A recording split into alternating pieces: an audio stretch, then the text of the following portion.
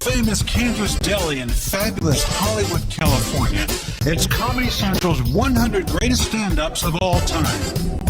Tonight, we celebrate comedians 60 through 41. Taking us down the list is an honored group of today's top stand-up comedians. Dom Herrera, Judy Gold, Mario Joyner, Greg Giraldo, with very special guest, Pat Cooper. Stop staring. I like when you stare at me, understand? This is my bad side. Don't stare at me. And narrated by me, the fabulous Richard Belzer. It's Comedy Central's 100 greatest stand-ups of all time. Go. Bacon too. You don't eat bacon at the Kansas Deli. You don't eat the bacon. Number 60.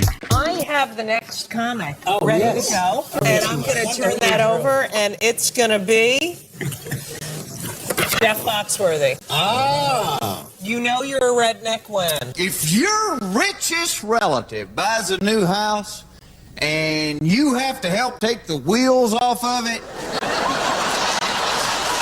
you might be a redneck.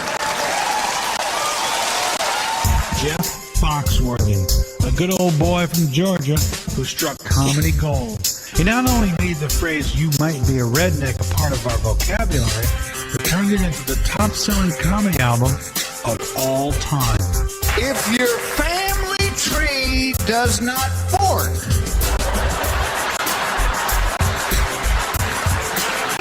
you might be a redneck.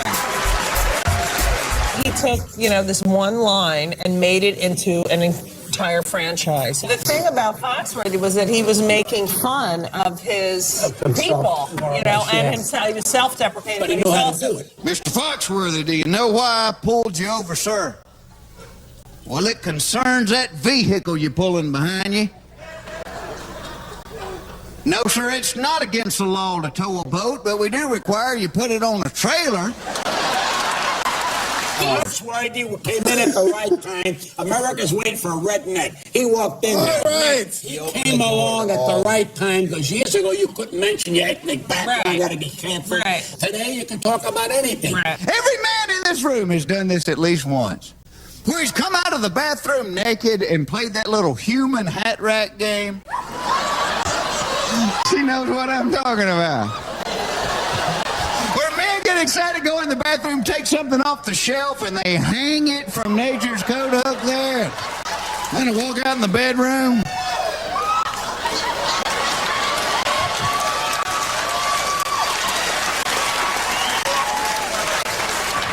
Hey, baby. You seen my washcloth? Let's go on to the next face. No, but that's it. Number 59. I was in Africa recently.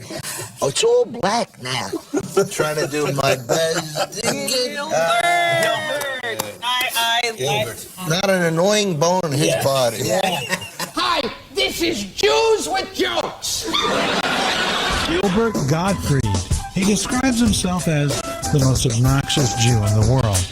Love him or hate him, there's no one else quite like Gilbert. The show where several Jews stand there and tell you a joke. You see, Jews with jokes. They never have like Christians with amusing anecdotes.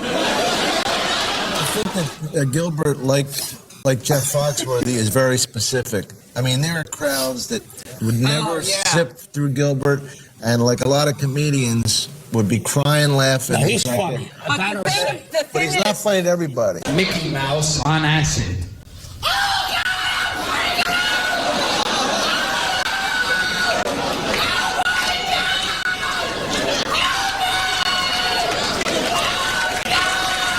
Gilbert, in a way, was like he was the guy that was doing like alternative comedy before that title existed. In the sense that, no, but it was offbeat and strange stuff. Elmer Fudd in Apocalypse Now.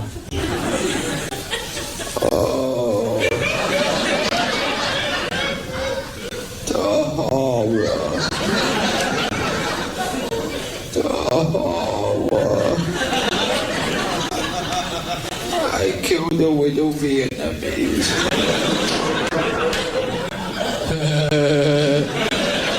He's a the cheapest son of a bitch. Yeah, tell me about it. You Brilliant took the words out of my comedian. mouth. Excellent, funny. Dirty pants. He wears dirty pants. He does? Did an HBO special with him one time. He came off the plane with no luggage. They had to go to Sears by himself. One of my favorite comedians, though, by the way. He's a sick man. This ranting and raving's a desperate cry for help. Number 58. Ready? Here we go. Larry. Larry Miller. My father had 3 jobs and went to school at night. If I go to the cleaners in the bank in the same day, I need a nap. Larry Miller. A former nightclub musician, Larry swapped hitting the drums for belting out the jokes and has become a consummate stand-up with skills to boot. I came in on the weekend and saw Larry do 20 minutes. I couldn't believe anybody could remember 20 minutes. Really? When you start that, you only have 5 minutes. Yeah. I think I got 6 minutes because I talked to the crowd. And Larry was like brilliant, you know. And very prolific. And a good actor. Yeah, Yeah. great actor. I just broke up with her, and the last thing she said to me was, "You'll never find anyone like me again." You know, and I'm thinking, I should hope not.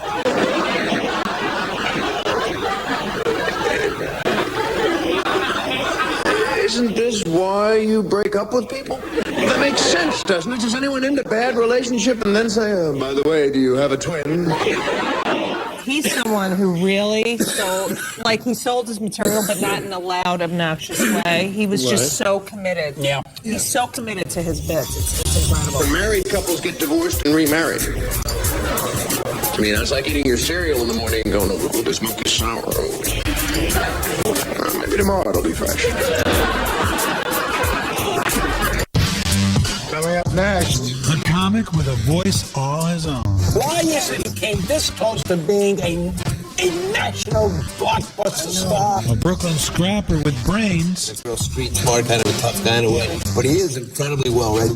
Next on Comedy Central's 100 Greatest Stand-Ups of All Time. Welcome back to Comedy Central's 100 Greatest Stand-Ups of All Time. Number 57. Richard Jeni. I love Richard Jeni. Love Richard He's a master. Love him. The man and the woman meet up at a card table, write down all their emotional problems on little cards, and take turns slapping them on the table and being honest. First date, the guy's got his card, he goes first. He goes, "Hi, I'm Bob, and I'm a Scorpio." She goes, "Hello, I'm Sally. I'm a psycho." Okay. Richard Jeni. He's the quintessential stand-up. He's got great timing, brilliant material, and energy that takes over a room. I'm self-centered and obsessed with my appearance. I'm from Los Angeles also. Another guy, just hours and hours of great stuff. Always got new stuff. Why is it he came this close to being a national blockbuster star? Disappeared, then he got back again, then he's disappearing again, and I think he's one of the best. He's one of the best I've seen. I think he's he one can of the get best. more. Here's the difference between most of the women that I've ever been in love with and Charles Manson. Charles Manson has the decency to look like a nut when you first meet him.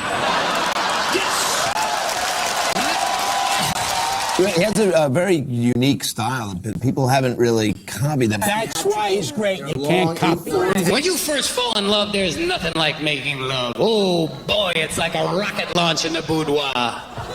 You're taking off your shirt in the bedroom and you can almost hear the NASA guy in there with you going T-4, 3, 2.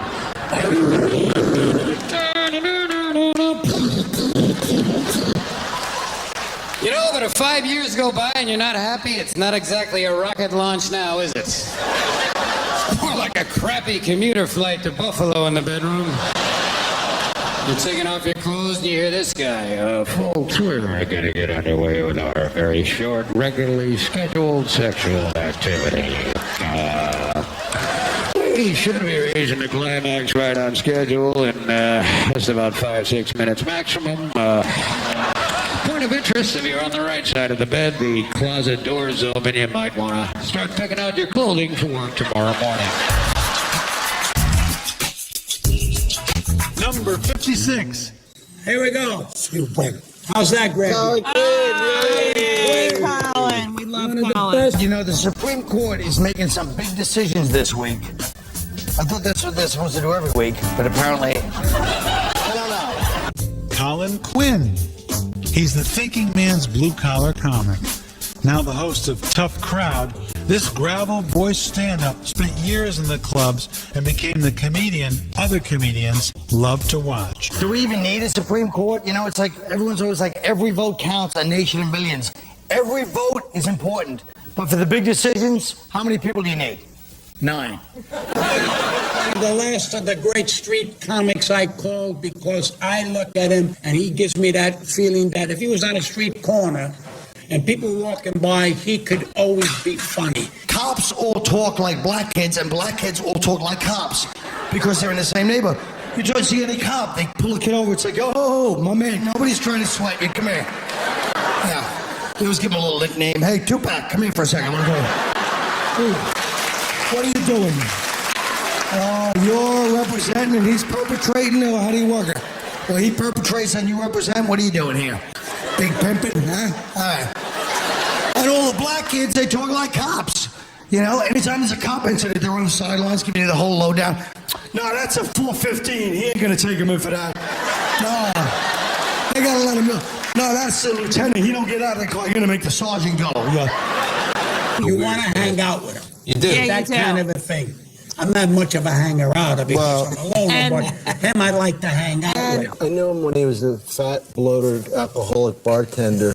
You did? Yeah, back in the You day. always know the people at the right time. You can always tell who's raised in New York by how they take a compliment when they're an adult. You know, you're like, hey, nice haircut. Screw you, what's wrong with it? No. Number 55. It's back to me now. Back to Pasquale. Pasquale. Alan King. Oh, look at that picture. Alan King. He brought smart Jewish humor from the Borscht Belt to America. As head of the Friars Club, he's now an elder statesman of comedy. Alan King did maybe 100 Sullivan shows. The guy was great. Let me tell a story. He was great. Right. Right after World War II, or as my mentor Ed Sullivan once said on live television, reading from a cue card, World War II. Did they ever talk about being a Jew? Because he was known as one of the Well, Borscht Belt guys. I'm sure. Yeah. I never met a Jewish comic that didn't talk about his ethnic background because I grew up, all the comics were Jewish. Right. Yeah. Somebody please tell me, what the hell does a mirror above the bed do for you? Does it turn you on? It does? Well, that's what I'm looking for. I don't want to see what I'm doing. I like to remember the way it was. In my mind, I'm Robert Redford. I look up, there's a fat old Jew laying there. Alan King was at one time, in my opinion, one of the best monologists on the planet. He had a great mind. His material was always up to date, very classy. That everybody wants to know why and how Minnie and I stayed married for 65 years. He said, hate kept us together. He said, we'll never die. We wouldn't give the other one the satisfaction. Coming up next, A gangbanger turned stand-up, The guy is so smart. Oh, they're genius gang members.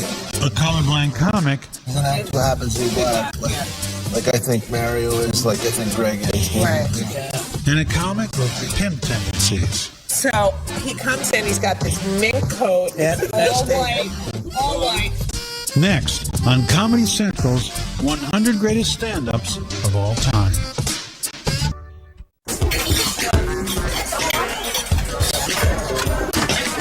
Welcome back to Comedy Central's 100 Greatest Stand-Ups of All Time. Number 54. Our next comedian. Why do I keep getting all the black comedians? D.L. Hughley. Oh, I like to. Is it coincidental? Yeah. Wife will get anorexia. I'm too fat. I won't eat anything. I want to lose weight. Black folk, when we get anorexia, it's on accident.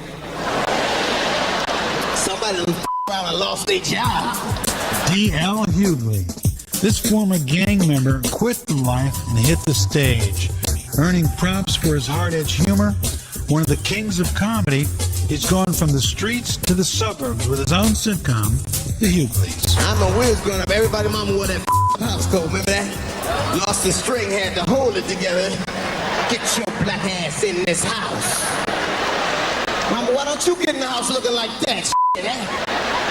Everybody know you my mama. That's why I'm fighting at school every damn day. Very funny. He likes to tell stories about his family and growing up black.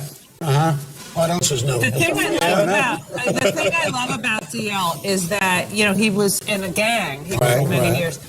The guy is so smart. Well, they're genius gang members, though. No, but There are. I bet there are. Yeah. But he knows what's going on politically. He's just well-read, and he's funny. Black folk and Latin folk, we got a whole different relationship with the police, don't you? You ever let the police follow you so long you get suspicious of your damn self, man?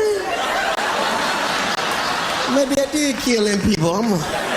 He's a terrific guy. And he's a great comic. He's a future young guy. He's a terrific actor. And he's a nice person as well. That's good.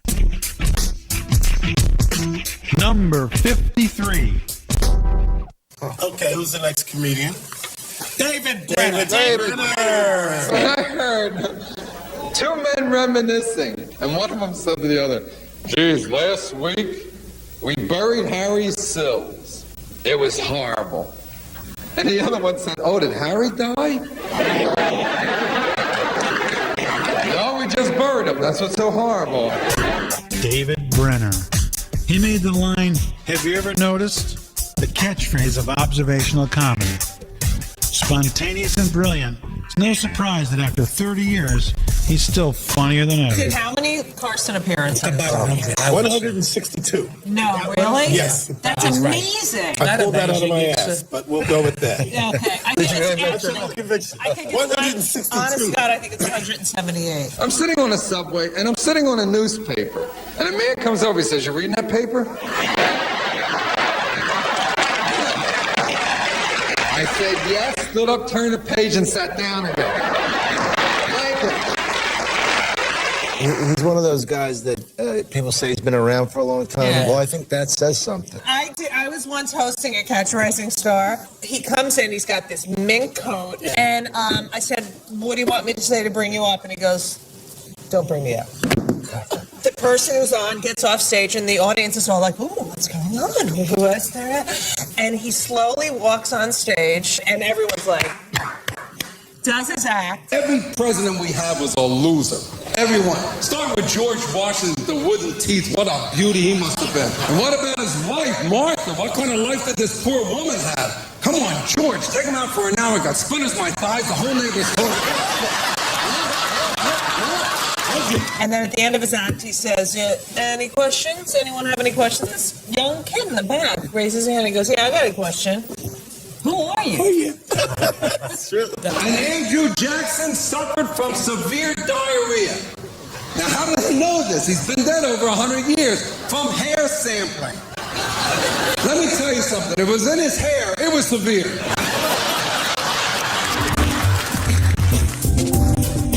Number 52. Okay, our next comedian is... I worked with this guy. You did? Mm-hmm. Good. I actually had sex with him. And then I became a lesbian.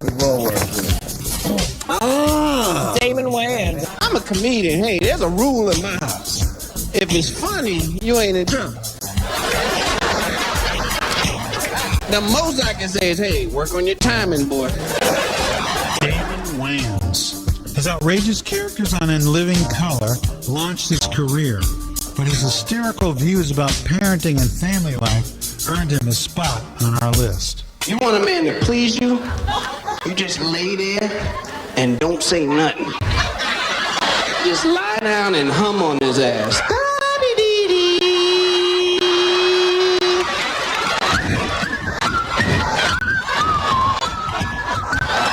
Make phone calls. Hi, Ma. Oh, nothing. Nothing at all, you know? One of the 3 or 4 funniest Wayans brothers. Yeah. Out of the 9. You're right. Mike Tyson got upset. I didn't want to make that nigga mad. Yeah. Keenan did him. My brother did an impression of him, and Mike thought it was me. I swear, I walked out of the store. He was with Tommy Hearns. I walk out the store. Mike goes, "There he is." It's funny. I saw him at the cellar, and he was trying to get a new act. And you just saw the genesis of the bit, and then I saw him a few months later doing the bit, and it was just incredible. I mean, Mike is the man. Mike came up to me and said, "Listen, I want to you in your ass." The toughest thing I could say back is, "For how long?" He came to see me at the Irvine Improv last week, and he said to me that I make the 100. I said, I think so. Yeah. I didn't know yet. I said, I think you did. Damon,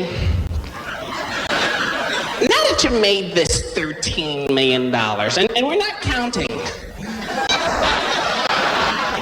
that you've made all this money, let me ask you this. Let me just throw this out at you. You respond any way you want. Is there racism in America? You be sitting there thinking about that paycheck, talking about, "No, sir."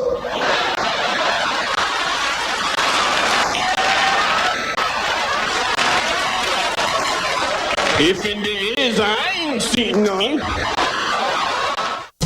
Coming up next. One pissed off stand-up. He really personified the angry comic. I'm the angry comic. You ain't taking that away from me. What are you kidding me? And a Boston loudmouth. He is a great performer and he's got great attitude. Next on Comedy Central's 100 Greatest Stand-Ups of All Time. Welcome back to Comedy Central's 100 Greatest Stand-Ups of All Time. Number 51. I don't think I can do him because I love him too much. Ooh. Oh, I love Lewis. There is no discussion. Lewis Black. His raving delivery and political commentary makes this stand-up a favorite with audiences and a perfect fit on The Daily Show with Jon Stewart. Lewis's legendary ranting makes him a fan favorite. Just don't get on his bad side. Jesse Ventura is basically proof that the people of Minnesota are not social drinkers. They are obviously alcoholics. He's nothing like his stage persona, but this is what really got him to him doing the, finger. There's no reason to bodybuild. None. That's why God gave us the International House of Pancakes. Because you'll always feel good about your body when you go there, no matter what your body is. Because there's always someone there who weighs 350 pounds more than you'll ever weigh. He's also a guy who's able to do sort of political and current stuff, but kill with people who aren't necessarily totally up on political stuff. What is the difference between a Democrat and a Republican? A Democrat blows, a Republican sucks. Personified the angry comic. I'm the angry comic. You ain't taking that away from me. What are you kidding me? Is oral sex adultery? Yes! You don't do your fingers like that. I do my elbows. Here. He personified the angry comic with material. All this country needs is a guy in the White House who's willing to get a Hummer every now and then. I think I'm just the man for the job.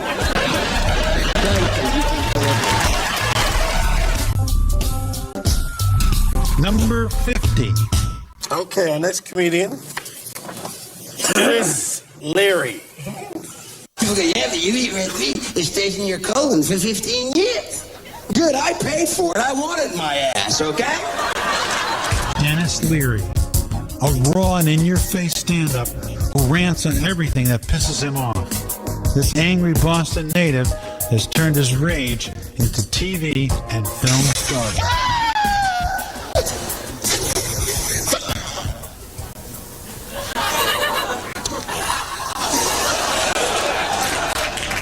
I remember when he started out, and he was doing stand-up, and he started from Boston, and he would get on stage with a cigarette, and he was also like Lewis Black, kind of this angry type thing. But what really made him a star was he went to England, and they just loved him in England. Yeah, and he was a fish out of water. And then he came back to the United States, and he kind of had made it. I'm not happy. Nobody's happy, okay? Happiness comes in small doses, folks. It's a cigarette or a chocolate chip cookie or a 5-second orgasm. That's it, okay? You eat the cookie, you smoke the butt, you go to sleep, you get up in the morning and go to work, okay? He's a great performer. He is a great performer, and he's got great attitude. You know, he had his attitude that you clearly knew who he was. He started popping with that MTV stuff, the 2 words for you, you know, and it's memorable. And when it comes to crack, I got a little piece of advice for you folks. Never do a drug named after a part of your own ass, okay?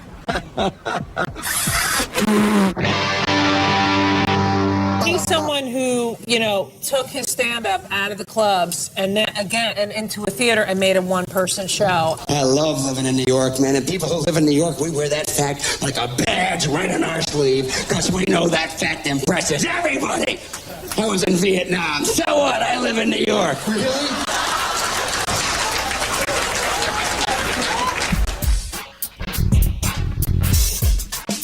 Number 49. Worst. Freddie Prinze. People have the wrong impression of Puerto Ricans. To hear some people tell it, you think that we were responsible for cockroaches. We didn't bring them here. There was no guy in Puerto Rico with a jar of them for each of us. Okay, you release this in New York, you go to Los Angeles. Freddie Prinze. This Puerto Rican Jew was only 19 when he hit it big. His urban humor about the streets of New York struck a chord across America and made him a star. You ever step on a roach, you hear them snap, as soon as you lift your foot, they run like hell. That's because they know that we think the snap means they're dead and they're on foot going, jerk! Freddie Prinze was it's one of the first comedians that Carson called over to sit down on the couch, which was a really big deal. Is that a fact? Really? Was he the first Latino? He was the first. I think he was the first Latin. You know, he was before Paul Rodriguez. But he was the first Latino guy that was part of that crop of newer. But comedy. can I also say, he was doing that, although his father was Jewish. Yep. That's true. People That's don't right. know. He was Hungarian, right? His father was a Hungarian Jew. That's a weird thing to be, too, as a Hungarian, because I couldn't figure how my parents met, you know, a gypsy and a Puerto Rican. I asked my mother, she said they were on a bus trying to pick each other's pocket. Prince skyrocketed to superstardom with the hit sitcom Chico and the Man, but his success was cut short by problems with drugs and his eventual suicide. He died very young. It was very unfortunate. 22 years old, killed Because he himself. was on his way to big things. 22. Yeah. He was really successful. in a real- There's no 22-year-olds on this list. No. And here's a guy, 22 years old, no longer with us, and now he's on the top 100. That's a pretty good compliment. Coming up next. A comic who loves to play with his tools. I never got it because I didn't really relate to it. Because I never used tools. And a giant star who's still rising. He hasn't reached his real peak yet. He's going to be like a Jim Carrey. Next, on Comedy Central's 100 Greatest Stand-Ups of Welcome back to Comedy Central's 100 Greatest Stand-Ups of All Time. Number 48. Tim Allen. The weirdest habit men have is lighting farts. I never figured this thing out. There's not a man in here hadn't had a blue flame shooting out of his butt one time. Tim Allen. A comic for the average Joe. No matter how macho a man you are, you'll never go in the purse. Where are the keys to the car? In my purse. He charmed audiences with his macho comedy about tools and the men who love them. Huge before he even got on TV. Though. I was supposed to open for him. I was like, I can't open for Tim Allen. I said, this guy's really big. I go to see the show, packed. Oh yeah. I saw the birth. The birth thing. Why are men in there? I have no idea. Watching this. Honey. That's gotta hurt, huh? I I saw his stand-up. I thought it was wonderful. He had different subject matter. He was in a class of his own. Yeah, he did 12 minutes on Showtime that actually turned his career completely around. Burping is a family event at my house. Hey, Dave, how's that soup? He owned what he said. Right. That's the beauty part of it, because nobody picked up on that. Tim Allen said, this is it, talks about machining, whatever he talks about. It's like people say, I can do this. You can't do me. You can have the material. Take it. But you can't be me. I'm selling I can do you. No, you can't. I swear to God, you can't. I can. I swear to God, I can't. You're too short for your height. I got a Corvette this year. Always wanted a Corvette. My Aunt Rose, the feminist, she's just so angry. Because I got a Corvette. Oh, it's just a symbol of aggression. It's just a vet. It's an American sports car. It's just an extension of the penis. Oh, I wish. You hit a nerve somewhere in America, the blue-collar guy, boom. That's a curious thing about men. You can outline your tools effectively if you can't keep those brown stains out of your rear end. Number 47. It's your time, Dom. Let me see who you came up with. Take my wife, please. An original. Oh, this guy, I can hear him say, take my wife, please, every day of my life and fall down. Take my wife, please. Kenny Youngman. He made a career out of playing the violin badly and delivering an endless barrage of rapid-fire one-liners. Why do Jewish guys die before their wives? They want to. Why don't Jews drink? It interferes without suffering. He used to go to the Friars for lunch every single day, and he used to sit in the corner at this one table by himself. Bad posture. And at first he'd pick up his coffee and he'd go like that. Then he'd pick up his coffee and he'd be like this. Yeah. And then he'd just like, it would just be like, Gene until Bayless. it was, then no reaction. They put the Polish rapist in the police lineup. The girl walks in, he says, that's her. When I was a kid and you first started hearing it, felt really old and dated. It felt corny in a way. Right. But if you watch the tapes now, I watched. some of those jokes are just Rodney funny. Two Polish guys walking in the woods once said, look at a dead bird. He said, where? How many comics do you watch and you just laugh out loud? And I was literally laughing out loud. Great comedian. Jewish man gets hit by a car. They're waiting for the ambulance. The cop takes his jacket up. He covers him. He says, you comfortable? They make a nice living. Number 46. I'm not that dope. I finished a big book the other day, 421 pages. That's a lot of coloring, when you think about it. Adam Sandler. This former Saturday Night Live cast member and current movie superstar started performing stand-up at 17 and never grew up. He quickly found an audience with his offbeat humor and juvenile sing-alongs. One thing I don't miss when my mom would rub the Vicks Vapor Rub on me, and then there was an awkward moment, when she would rub the Vicks Vapor Rub on my chest. That was kind of weird, awkward for me and my mother. She's rubbing it on my chest, we're making eye contact occasionally. It's kind of like, Mom, we're just good friends, right? I'm not saying I did anything with my mother. I'm just saying I think I could have. It's wonderful. Saturday Night Live, he was great. His movies are wonderful. I love the Jews. I was at the beach today. Saw a cute girl on the beach in the water, looking very nice. Said to myself, gee, I better get this girl. She's a good-looking one. So I dove in the ocean, gave this girl a little GQ pose action. I gave her this one right here. I said, how you doing? She said, fine. I said, my name's Adam. She said, well, Adam, you got snot coming out of your nose. I remember when he used to go to Catch, and he used to come in, he'd have sweatpants on and like some That's why he is disgusting Adam Sandler. T-shirt, and I'm like, and Louis Farama, who booked the Catch Rising Star, used to say, he's gonna be a star. I'm telling you. I'm like, Louis, he's wearing sweatpants. He's got like a ripped shirt. He's 14 years old. P.S. I was Adam surprised Sandler. when he got Saturday Night Live, but Yeah. I think he deserved it. I had no idea he was that talented. Being Jewish in a non-Jewish town was the worst. I played on the church league basketball. The only Jew on the team. Every time I'd walk out on the court, they'd blow the whistle. Foul! So I didn't do anything. You killed Jesus.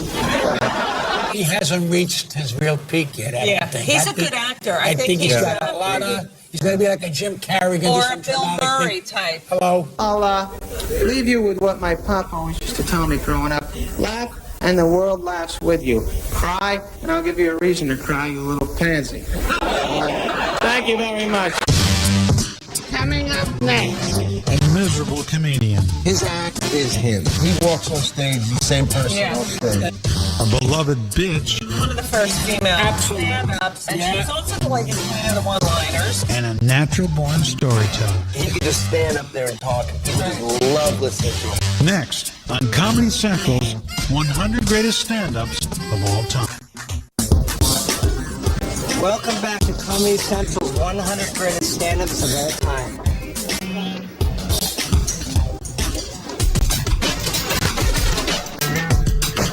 Number 45. All right, here's a guy that made a career on one subject. Right.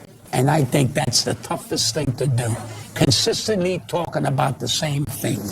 Richard Lewis. Oh, yeah. I don't know where to begin. I have a lot on my mind, and yet very little confidence to say it with, unfortunately. But Richard Lewis, a stand-up fueled by angst with an unhealthy dose of neurosis thrown in.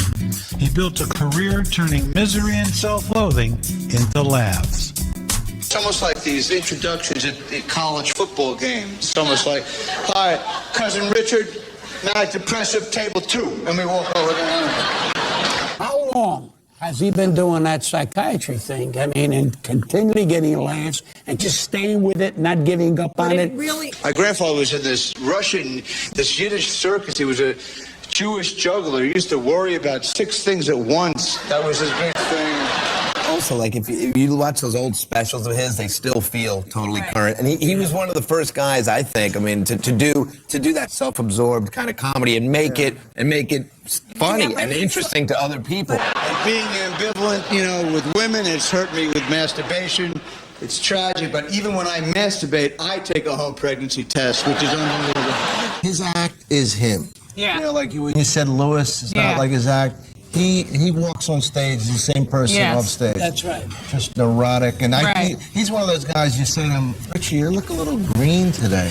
Really, do I? And he'll sit there and get nervous. And she cheated. She cheated on me. I'm very monogamous, and she cheated. I got this rash. I don't know, this, whatever it was, but I hated this rash I got. This yeast, whatever it is, yeast infection. I don't know whether to go to a doctor or to a baker. I don't know who to go to. Number 44. Joan Rivers. Uh-huh. Joan Rivers is hilarious. One of a kind. You want to see Captain Hepburn during an earthquake? Joan Rivers. She's the queen of the bitchy barb and has been going strong as a fixture of television comedy and a Vegas headliner since the 1960s. I had Martina Navratilova on my show, very feminine. Hello, Joan. She was tough. She used a brick for a tampon. Joan Rivers was, I think, one of the first female stand-ups, and she was a great writer. And she was also like a queen of the one-liners. My husband never said I wasn't good, but I could tell. Once I said to him, why don't you call out my name while we're making love? He said, I don't want to wake you up. It was just... She's a writer. She knows where she's going, and she's always fresh. Material-wise, I'm saying. Right. And her face is getting younger looking. Yeah, that was with a blowtorch. The only time a silent fart will give you away is if you're wearing pantyhose, because then the ankles blow up. She's a smart woman. She's a smart She will survive till she dies. And she has bought plastic surgery where it belongs, in plastic. She will live until she lives no more. Let me get my laugh, you pain in the ass. Number 43. Okay, our next comic. This guy. You adore. Yeah, I do adore. Funny, original. Okay. And a great guy, Dave Chappelle. Oh, I love Dave Chappelle. I thought it was my picture. Damn it. Dave Chappelle, with his eye for social satire, This laid-back comic has become a breakout star of the stand-up comedy circuit and host of his own hilarious Chappelle Show. And Bill Clinton made the news less fearful. He made it hot and sexy. He did. I jerked off to 60 Minutes. That Kathleen Will interview was hot, hot, hot. The president called me into his office. He began massaging my breast slowly. And then he placed my hand on his genitals. Ed Bradley was like, Was he aroused?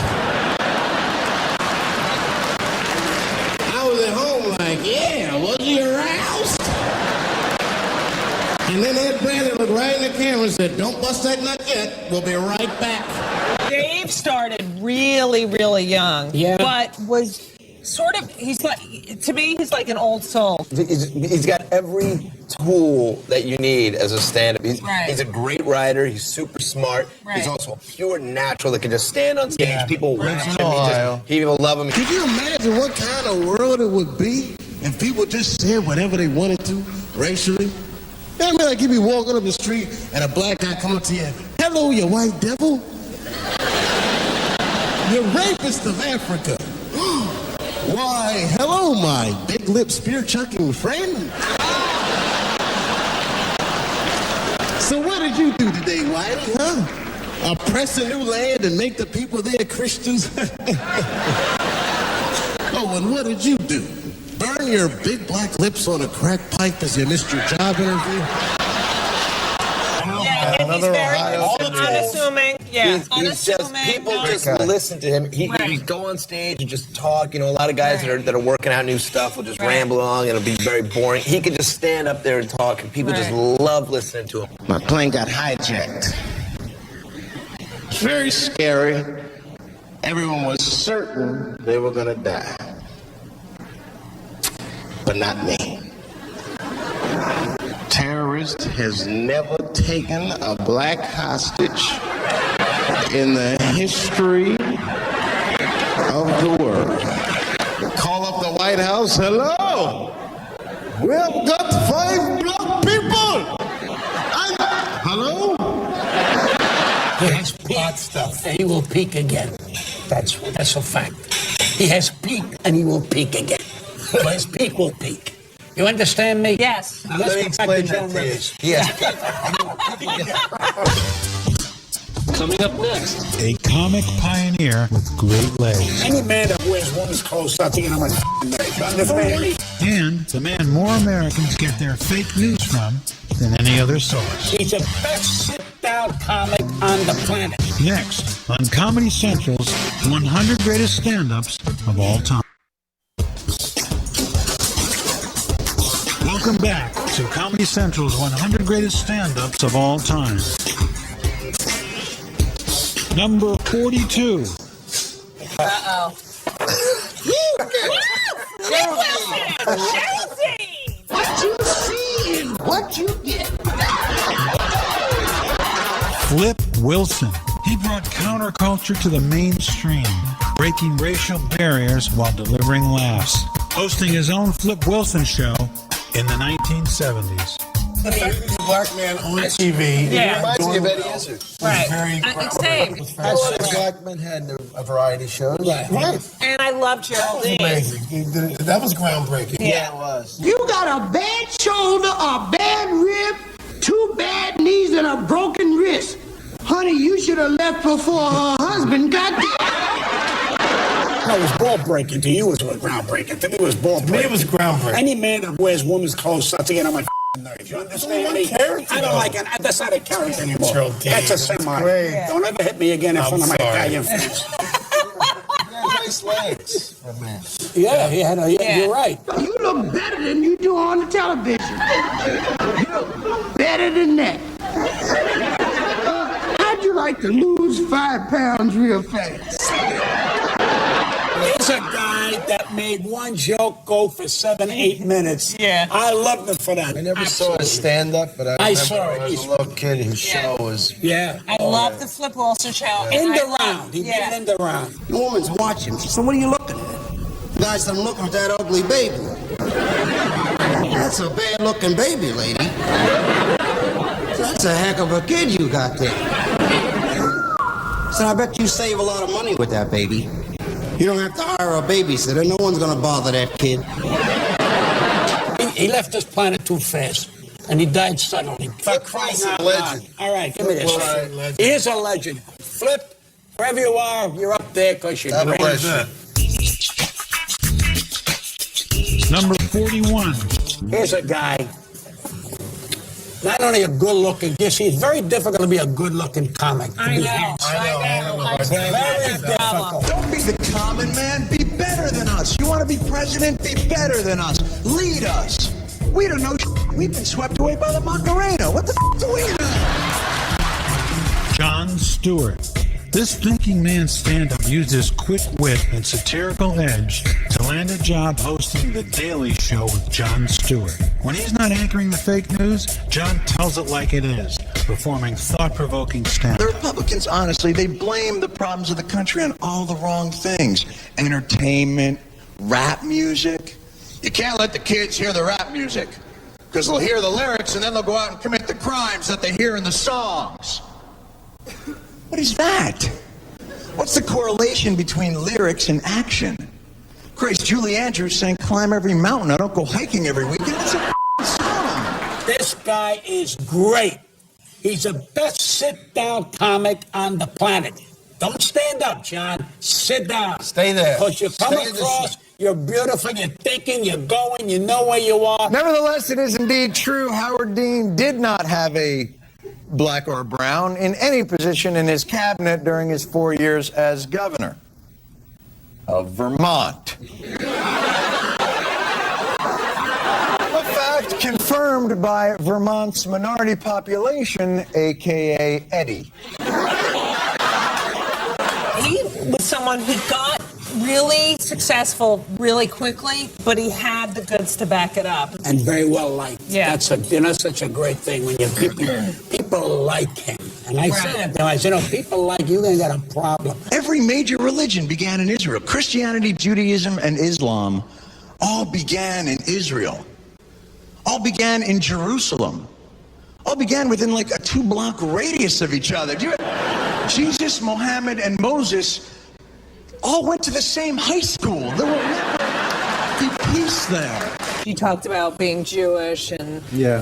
and his real name's John Leibowitz, but he changed his John. Oh, you kidding? I didn't know that. A lot of people don't even know he's Jewish. He's so likable. Jews and blacks come from the same history. 2,000 years of bullshit. We've just expressed our suffering differently as people. Blacks developed the blues. Jews complain, we just never thought of putting it to music. It's very simple. He's a great comic, but he's also got that innate thing where he's just, the crowds just love him. He's a TV man for the rest of his life. And he's a good-looking guy. He can get on a horse. He can say giddy up and get away with it. On the next episode of Comedy Central's 100 Greatest Stand-Ups of All Time, the countdown continues with Bill Maher, Martin Lawrence, Stephen Wright, and Dennis Miller. Thanks for watching. You've been a great crowd. Try the veal. It's delicious. Wait a minute. 80% of the people we talked about are Jewish. I didn't see one Italian here yet. They said to me, I'm going to Italian city. We're not Italians.